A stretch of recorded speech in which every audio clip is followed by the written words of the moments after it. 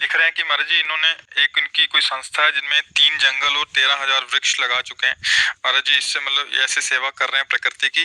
But ये जो आज मतलब ऐसे इंसान हैं जो मतलब प्रकृति को नुकसान पहुंचा रहे हैं, प्लास्टिक बैग, और इससे इनको घृणा हो गई है उनसे, मतलब प्रकृति को अपना गुरु और भगवान मान लिया और उनसे घृणा हो गई, ऐसा इनका भाव है अंदर। घृणा तो नहीं करनी, समझना है युग धर्म का प्रभाव होता है। जैसे रात्रि है ना, तो रात्रि में अंधकार का प्रभाव ही होता है। दिन है ना, तो सूर्य के प्रकाश का प्रभाव होता है। ऐसे सतयुग, त्रेता, द्वापर, कलयुग, कलिकाल है ना, इसका एक अपना प्रभाव है। तो कलयुगी बुद्धि से ग्रसित होने के कारण अब उससे जो बचने, अब जैसे रात्रि है, आपको अंधकार से बचना तो प्रकाश की व्यवस्था करनी पड़ेगी ना। तो रात्रि तो रहेगी सर्वत्र, लेकिन आप अंधकार से ग्रसित नहीं रहेंगे, आपके पास प्रकाश व्यवस्था है। ऐसे कलयुग है, और अगर आपके पास इसके विकारों से बचने की व्यवस्था है तो केवल नाम है। कलयुग केवल नाम। अगर राम राम हरि हरि कृष्ण कृष्ण राधा राधा आप नाम जप कर रहे हो, तो ये कुबुद्धि आप पर आक्रमण नहीं कर पाएगी, आपको परास्त नहीं कर पाएगी। नहीं तो सब विपरीत चल रहा है। कुछ ऐसे हैं जो भगवद आश्रित, भगवत नाम, ये धर्म क्या है नहीं। आपको क्या बताना, आप तो संसार में रह रहे हैं, आप तो केवल वृक्षों की बात की तरफ भाव ले गए। आप प्रगट में देखिए, गर्भ संतान जो उदर में आई है वो भगवान के द्वारा भेजी हुई, अगर धर्म से चल रहे हैं। अब वो कैसी भी संतान हो, आपके प्रारब्ध से है, उसका पालन पोषण करो, चाहे बच्ची हो चाहे बच्चा हो। आज क्या हो रहा है, जैसे आप साधारण फल समझते हो, ऐसे उधर स्थित बालक को समझ रहे हो। जिधर देखो उधर, जहां धर्म मर्यादाएं, तो सब क्या रही। शास्त्र कौन पढ़ता है, शास्त्र टीवी चल रही, टीवी में जो सीरियल दिए जा रहे हैं वो कैसे दिए जा रहे हैं, उनका क्या स्वरूप है, न शास्त्र सम्मत न साधु सम्मत। क्या तो उसमें भावनाएं क्या बनेंगी, चित्रण क्या होगा।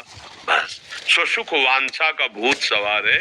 ये तो वृक्षों की आप बात करें, लोगों को लोग काटेंगे जब बुद्धि भ्रष्ट होती चली जाएगी। आप तो समाचार सुनते संसार में, जो हम कह रहे हैं उसको आप जरा विचार पूर्वक देखिए।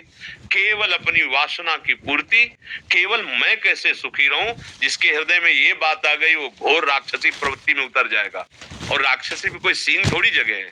माँ नहीं मातु, पिता नहीं देवा, जो दैवी भाषा शास्त्र है उनको नहीं मानना, माता पिता को नहीं मानना, जो भगवत प्रेमी महात्मा उनके वचनों को नहीं मानना, गुरुजनों की बात नहीं मानना, ये तो आसुरी प्रवृत्ति का बढ़ावा हो जाता है। वृक्ष हमारा जीवन है, हमें ऑक्सीजन देते हैं। अगर ये चले जाएंगे ना तो सबके स्वास्थ्य में गड़बड़ी आ जाएगी। कार्बन डाइऑक्साइड को सोखते हैं, बहुत तरह से हमारी प्रकृति को शुद्ध रखते हैं। ये जो वृक्ष है ये हमारा जीवन है, यही हमारी जलवायु को कंट्रोल में रखते हैं, शासन में रखते हैं।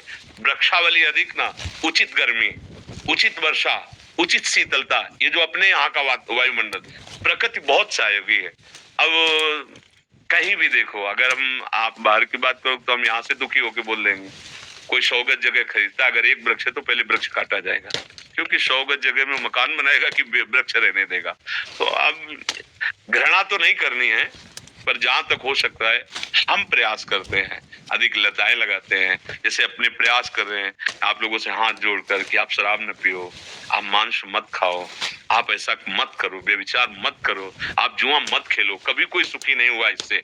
समाज, अगर हमारे बात से 10 लोग भी ठीक हो गए तो हमारा जीना ठीक हो गया। बाबा जी हम तो भजन करके जैसा बना अपना प्रभु के, लेकिन आप अगर हमारी बात मान लेते हैं तो हमारा ऋण उतर जाएगा।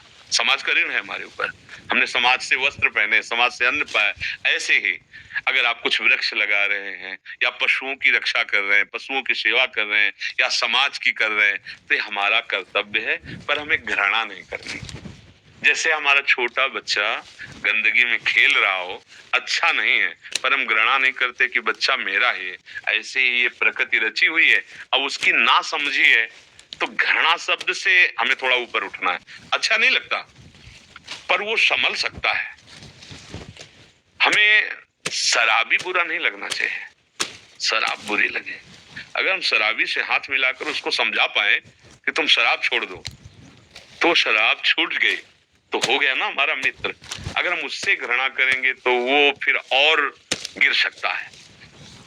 हम अपने विचार किसी के विचारों में डाल सकें और घृणा न करें तो शायद संभाल हो सकती है। एक एक व्यक्ति को अगर हम अपने विचार से प्रभावित कर सके तो हम समाज सुधार कर सकते हैं। कोई घृणा का पात्र नहीं भैया। जैसे कोई व्यभिचार करता है, कोई हिंसा करता है, यदि हम उसके पास बैठते हैं, उससे प्रियता बढ़ावें और हम अपने विचार उस पर, क्योंकि सत्य विचार ही दूसरे पर परिवर्तन कर सकते हैं, तो हमें लगता है कि घृणा से ठीक नहीं होगा।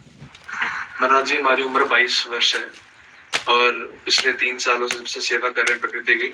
बहुत से पुरस्कार, पंजाब राज्य पुरस्कार भी प्राप्त हुआ। पद्मश्री के लिए भी भारत सरकार ने उनको नियुक्त किया है। तो इसमें आप क्या आशीर्वाद चाहेंगे?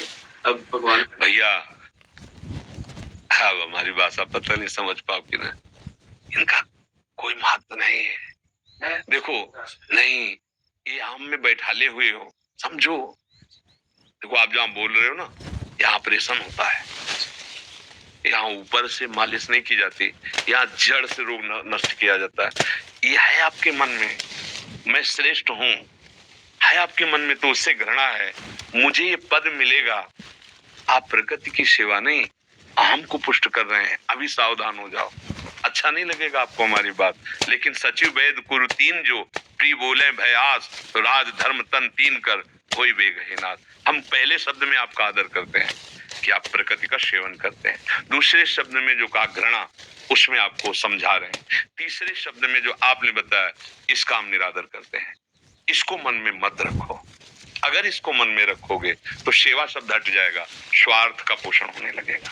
मैं श्रेष्ठ हूं क्योंकि मुझे भारत ने ये या समाज ने, नहीं, इसके योग्य हम नहीं है। हाँ, उनकी भावना है, वो जब दूसरा परिचय हमें दे आपका और आपके मुख से निकले कि महाराज जी वस्तुतः मैं इसके योग्य नहीं हूं, पर ऐसा उनकी दृष्टि में आया होगा भगवत प्रेरणा से, वो ऐसा कर दे, बका मैं ऐसा ही हूं, तब हम आपको प्यार दृष्टि से देखेंगे कि सही मार्ग आप चयन कर। आप समझ पा रहे हो हमारी बात? जिस ऊंचाई पर अभी आपकी बहुत कम अवस्था है, आप जो कार्य कर रहे हो ना, ये आपको बहुत ऊंचे उठा सकता है। ये स्वीकृति हमारे हम में नहीं, तो मुझे स्मृति कैसे आई?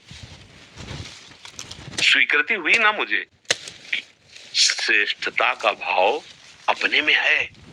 इसको हटा दोगे तो श्रेष्ठ बन जाओगे। आप इतने श्रेष्ठ भारतवासी हो, आप प्रधानमंत्री बन सकते हो, आप राष्ट्र के सबसे बड़े सेवक बन सकते हो।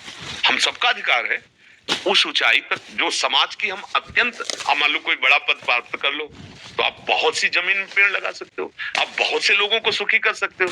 पर अपने में अगर योग्यता और दूसरे में घृणा, भगवान, यही मार्ग पतन को ले जाएगा। अभी समझ में नहीं आ रहा। देखो क्या होता है, जैसे हम आपसे कहें कि आपको अहंकार है, आप कह रहे जी अहंकार नहीं है, तो बोल कहां से रहे हो कि अहंकार नहीं है? चुभा क्यों आपको? डॉक्टर कहेगा कि आपको बुखार है तो आप मानोगे ना? तो आप जहां आए हो, सदगुरु वैद्य, वो नाड़ी पकड़ी हमने, आपकी जो उन्नति में बाधा पहुंचा सकती है। घृणा शब्द का त्याग कीजिए। आप किसी योग्य नहीं है, गुरु कृपा, भगवत कृपा आपको योग्यता प्रदान कर रही है। अब ऊपर उठते चले जाएंगे। जहां हम अपनी योग्यता रखेंगे प्रभु, वहां नीचे गिरना पड़ेगा। हमारी बात समझ रहे? देखो, हम अभी वाहवाही बोल सकते हैं आपको, लेकिन हमारे पास आने का मतलब क्या रहा? कहीं भी अहम कुछ पुष्ट हो। एक बार क्या हुआ, वीर शिवाजी महाराज समर्थ गुरु रामदास जी के पास गए।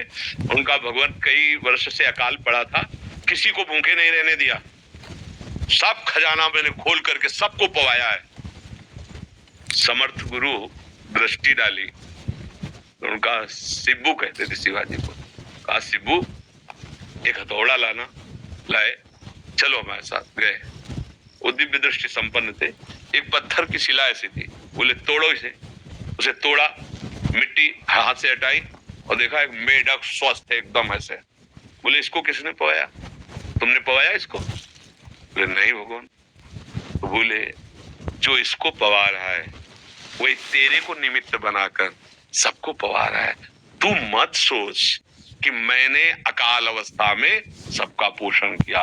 वो विश्व भरण पोषण करने वाला प्रभु आपको योग्यता दे रहा है, वो आपको इस भाव में लगा रहा है। अगर हम अपने को श्रेष्ठ मानने लगेंगे तो उसकी कृपा छत्र से हट जाएंगे। अहम और कृपा इसमें बड़ा अंतराय है। कृपा शब्द से परिचय करो, अहम शब्द को छोड़ो, ऊपर उठते चले जाओगे। चक्रवर्ती सम्राट अम्बरीश जी महाराज भगवान की कृपा में तो दुर्वासा जी जैसा तपस्वी उनका बिगाड़ना चाहता सुदर्शन चक्र प्रकट हो गया, ये कृपा का स्वरूप। तो घृणा तो करिए मत,